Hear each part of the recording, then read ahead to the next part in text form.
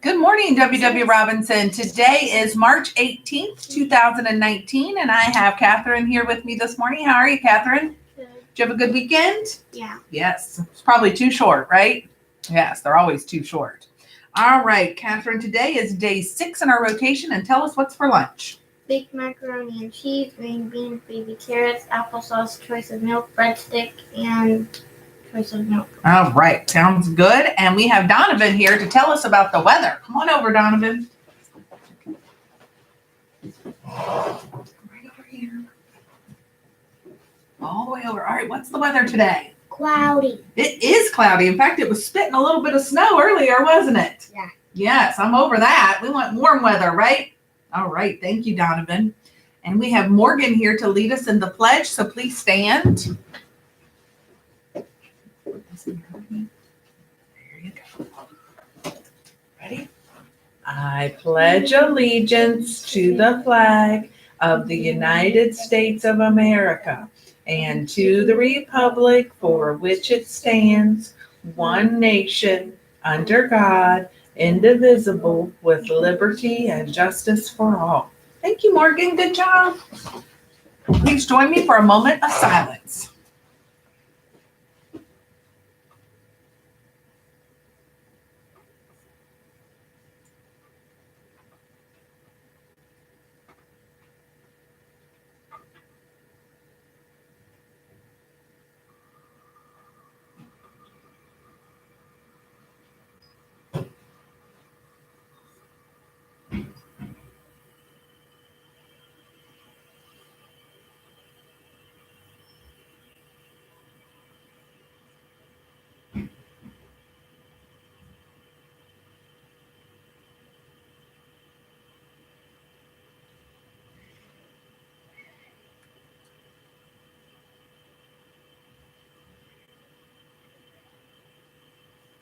All right, thank you. Let's see, we have some birthdays celebrating today on the 18th.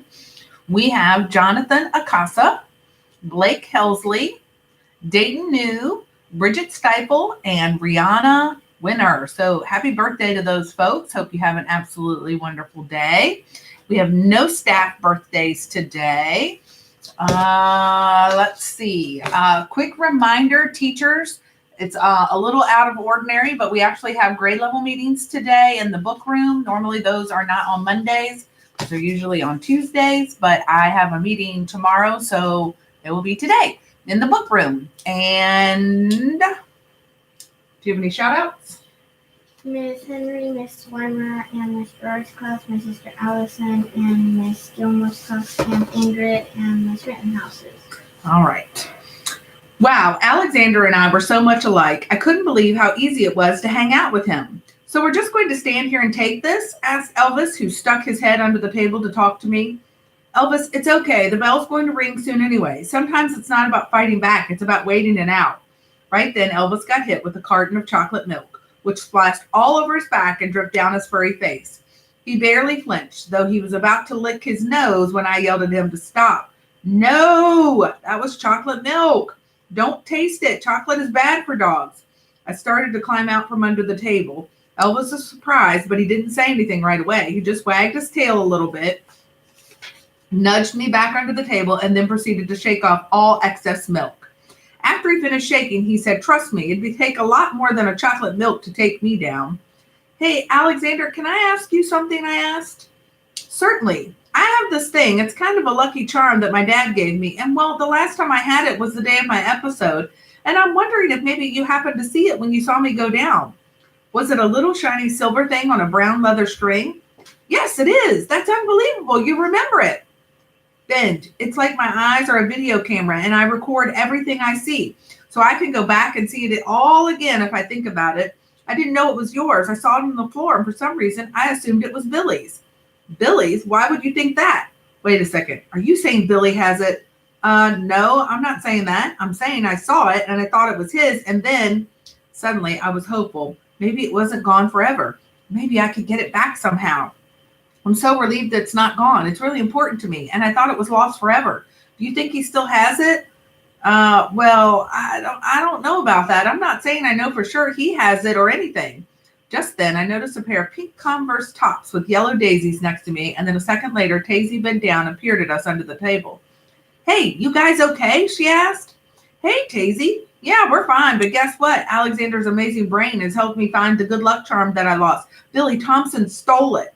"What? He did? Wait, I never said Billy stole it," Alexander interjected. Tazy interrupted. "Well, it makes sense because everyone knows Billy's a thief and a liar. Oh, there's nothing I hate more than liars." I nodded my head in agreement.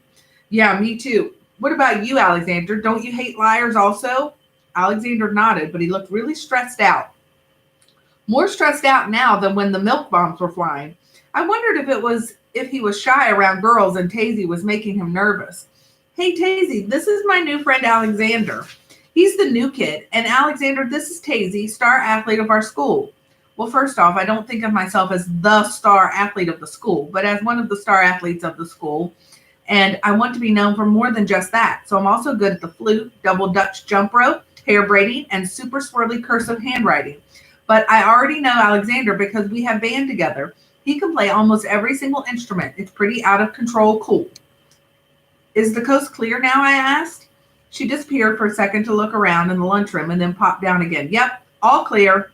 I believed her. There was no way anyone would throw anything with Tazy around. She'd just catch it and throw it right back, but with better aim. Alexander and I crawled out from under the table and looked around. The cafeteria was almost empty. Tazy grabbed some napkins and wiped Elvis down. "Oh, my poor baby Elvis, did you get Milky Wilky all over you?" There she went with that baby talk again.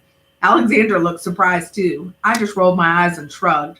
Elvis had already forgotten all about Alexander and me, and he was basking in the glory of Tazy again. "Hey, Benji, I need to talk to you about something," Alexander said, but before he could continue, Mr. D, the art teacher, walked over to us. "Hey, you kids okay?" he asked. We all nodded. We were actually all okay. "Maybe everyone should go down to the principal's office and talk about what happened here." Oh, brother, that's the last thing we thought we should do. Alexander looked down at the ground. Tazy wasn't sure what to say, mainly because she wasn't really involved. Just the mention of the principal's office made her bottom lip quiver. It was up to me to say something. "Mr. D, I think since nobody was injured, we should just let it go. We're okay, and it's not like we even know what happened. I mean, we do, but it's not like any of us saw who threw those milk cartons at us. Do you have to bother Principal Kreisky with this?" I could tell he wasn't sure what to do. Mr. D was the most liberal teacher in school, being an artist and all. Word around the hallways was that he went to some fancy art school in New York. Maybe had a nervous breakdown and now he has his own studio in his barn, out in the countryside. So Mr. D wasn't a guy who played by the rules. He had cool tattoos and pierced ears. He sometimes even brought in his Bluetooth speakers and played music during art class, which I'm pretty sure is forbidden in our school. "Yeah, Mr. D, we're good now," Tazy said, "and you know how Principal Kreisky gets after lunch." On more than one occasion, we'd heard rumors that Principal Kreisky has a fussy stomach. If you were unlucky enough to see him when his stomach hurt, it never worked out in your favor. Also, it's a biological fact that people get sleepier after lunch as their body is working hard at digesting their food properly. "Why put more on his plate, especially since he's already just cleaned one?" Alexander said, chuckling nervously at his own bad joke. "Get it? He just cleaned his plate, and now—" "We get it, Alexander, thanks," I said. "Mr. D, do you really want to be the guy who brings Principal Kreisky more bad news?" "You know what they say, the messenger always gets killed," Tazy added. Mr. D didn't need any further convincing. I guess you never grow out of not wanting to go to the principal's office. So he said he'd walk us to our next class. Elvis and I were already going to art class with Mr. D. Tazy and Alexander had band. Alexander thought it would be best if we all met up after school to debrief. I'm not sure what that meant exactly, but it sounded cool, so I agreed. Tazy, she was game to huddle up then too. We agreed to meet on the front steps after the last bell. And we will stop there for today, so you can choose to be the kind of leader that you would follow and make it a great day. So long.